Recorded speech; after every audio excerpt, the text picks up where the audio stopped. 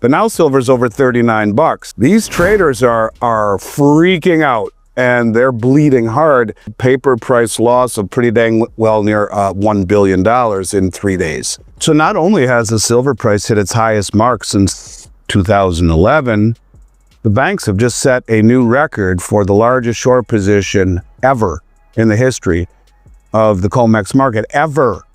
That means that it's the cost to swap physical silver for futures has skyrocketed by 250%. This increase would signal massive stress in the silver market. It means that traders are scrambling to find any silver they can, which is in short supply on that level. By the way, platinum lease rates just popped up to 18%.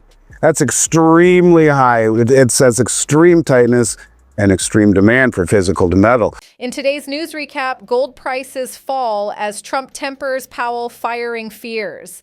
Gold prices fell on Thursday morning as the dollar strengthened and U.S. President Donald Trump tempered fears that he planned to fire Federal Reserve Chair Jerome Powell. Speaking to reporters in the Oval Office on Wednesday, Trump said he is not planning to fire Powell, though he reiterated his view that rates should be lower and the Fed chair is doing a terrible job. I don't rule out anything, but I think it's highly unlikely unless he has to leave for fraud, he added when asked about a firing. Trump's comments came just about an hour after a slew of reports suggested the president was inching closer to firing Powell. The dollar sold off amid the reports on Wednesday, but later recovered most of its losses following Trump's comments. On Thursday morning, the U.S. dollar index, which measures the greenback against a basket of 6 currencies, rose 0.3% to 98.71. A stronger dollar typically weighs on gold prices, given that the precious metal tends to be traded in the U.S. currency, so this makes it more expensive for overseas buyers. Gold is also considered to act as a safe haven asset in times of geopolitical and economic uncertainty. So an easing of market fears over Powell's position weakened the appeal of the precious metal. Gold futures were down 0.8% to $3,332.10 per ounce at the time of writing, while spot gold fell 0.6% to $3,326.81 per ounce. Now we'll show you the best clips of the latest interview. Don't forget to like, subscribe, and turn on notifications so you do not miss out our daily recaps. And check goldsilverstacks.com to get your Stacker's Handbook, the ultimate guide to stack gold and silver, packed with strategies to trade the gold-silver ratio and get more ounces and build wealth over time, so you don't have to rely on market commentators to make your investment decisions. Enjoy the episode. $7.50 when they dumped a whole bunch of silver short. But now silver's over 39 bucks.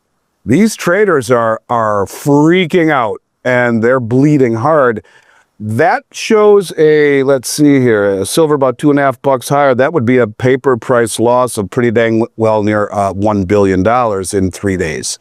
So not only has the silver price hit its highest mark since 2011, the banks have just set a new record for the largest short position ever in the history of the COMEX market, ever. And they're underwater $1 billion in 3 days. Now, the silver EFP, which is the exchange for physical, surged by 250% in the last couple of days. What does that mean? That means that it's the cost to swap physical silver for futures has skyrocketed by 250%. This increase would signal massive stress in the silver market. It means that traders are scrambling to find any silver they can, which is in short supply on that level. And this is a major move that would typically only reflect massive tightness in the physical market or a lack of trust. And that's a scary thing. So you have skyrocketing lease rates. Lease rates are between 6 and 8%, very high. And by the way, platinum lease rates just popped up to 18%. That's extremely high. It says extreme tightness and extreme demand for physical metal. You also have the gold EFP rates that just jumped up $4.50 just yesterday. That's another sign of dislocation and demand for physical delivery.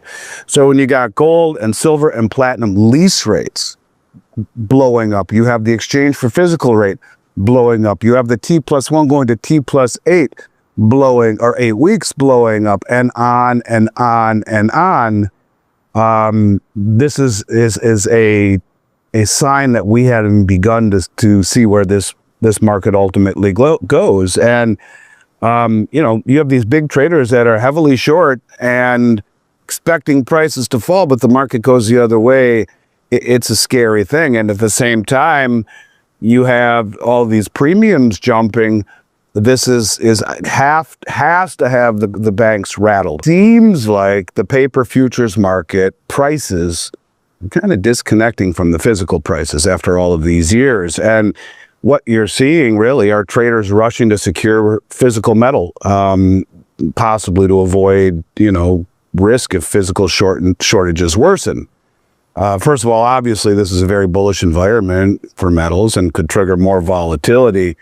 But in general, what we're seeing in silver is different than anything I've ever seen in this marketplace. So you have a guy named Daniel Gali of TD Securities, where he argues that the outflow of silver caused by the tariff arbitrage, and I don't think it's just a tariff arbitrage, that's what they want us to believe, has left inventories of freely available silver critically low. In fact, the LBMA, the London Bullion Metals Association, silver free float now stands at the lowest level in recorded history. So this is the most influential silver market on the planet, the LBMA, and it's at its lowest level of silver holdings ever. The so-called free float of inventory at the LBMA has dropped to just 155 million ounces. That's less than a single day's worth of trading volume for spot silver in London, and it makes an unprecedented squeeze in the world's most important silver trading hub. The result is a dramatic spike in the cost of borrowing silver, with 1 month lease rates soaring as high as 8%, and a level almost never seen in this market. If you have to pay 8% to lease the silver in order to cover a position, you're in big trouble. In today's news recap, gold prices at $4,000. Why more analysts believe in that target. It took nearly 2 years for the price of gold to climb from $2,000 to $3,000 an ounce. The timeline from $3,000 to $4,000 could be half that long, arriving about a year from now, some analysts say. Goldman Sachs, GS, JP Morgan, JPM, and other Wall Street analysts are forecasting gold prices will reach the $4,000 milestone by the middle of 2026. That would be just 15 months after gold hit $3,000 in March. Gold first closed above the $2,000 level in April 2023, according to FactSet data. Natasha Kaneva, head of global commodities strategy at JP Morgan, said the chance of a recession and global trade risks make the $4,000 target all the more possible. We remain deeply convinced of a continued structural bull case for gold and raise our price targets accordingly, Kaneva said. JP Morgan Research expects gold to average $3,675 an ounce in the fourth quarter of this year, rising to $4,000 in the third quarter of 2026. Previously, the firm didn't expect gold to touch $4,000 at all next year. Monday, COMEX gold for July delivery closed at $3,332.20 an ounce, up 26.7% year to date, according to Dow Jones market data. SPDR Gold Shares, GLD, an ETF that tracks the price of bullion, has been forming a flat base over the past 11 weeks. The potential buy point is 317.63.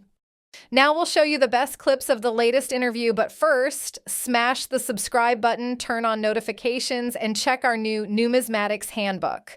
Most stackers want to get active, but swapping their metals for dollars isn't an option. There's plenty of opportunities in the overlooked numismatics world. Mastering U.S. coins, key dates, and errors pays off by multiplying your ounces and capitalizing where others aren't paying attention. Some big money, right? So we've talked about that since the beginning of the year.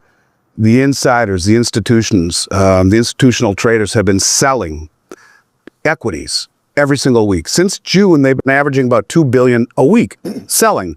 At the same time, ma and pa retail investors have the largest allocation ever to equities.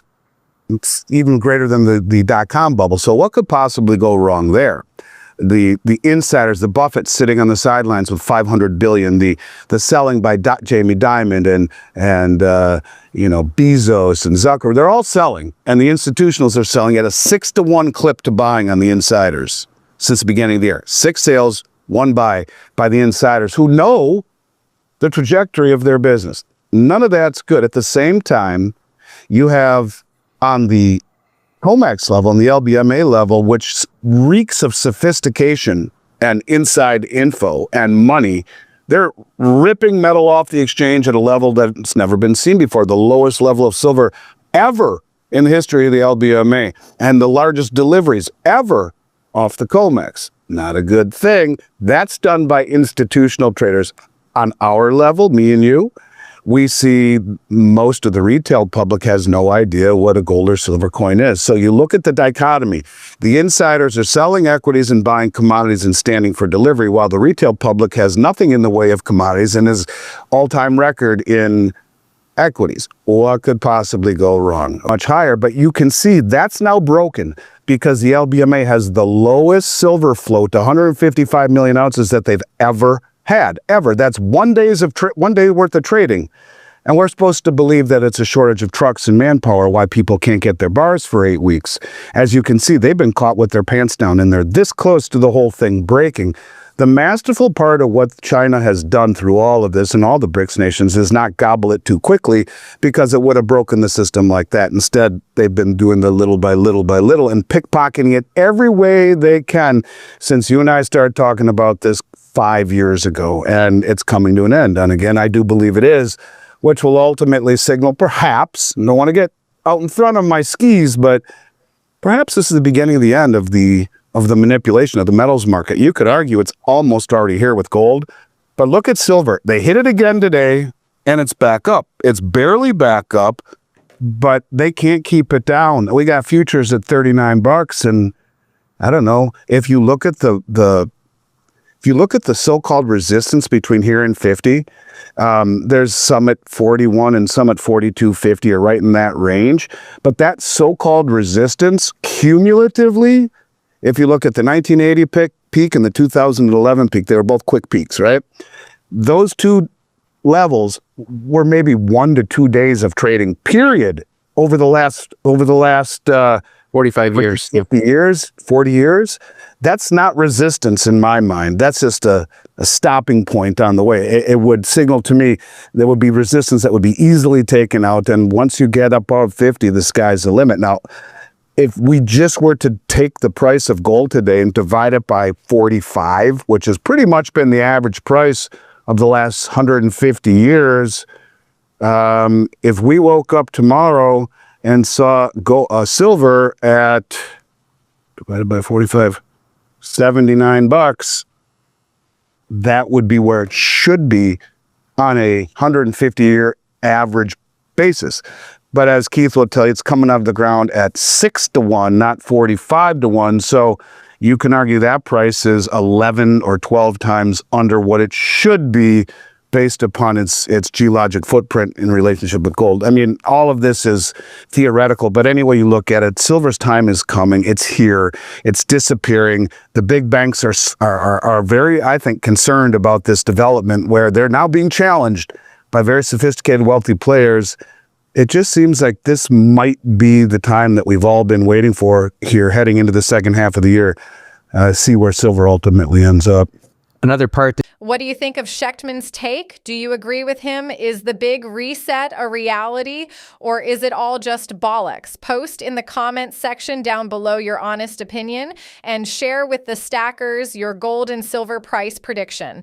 Now, check this video right here because it's a perfect fit for you, and I'll see you on the other side.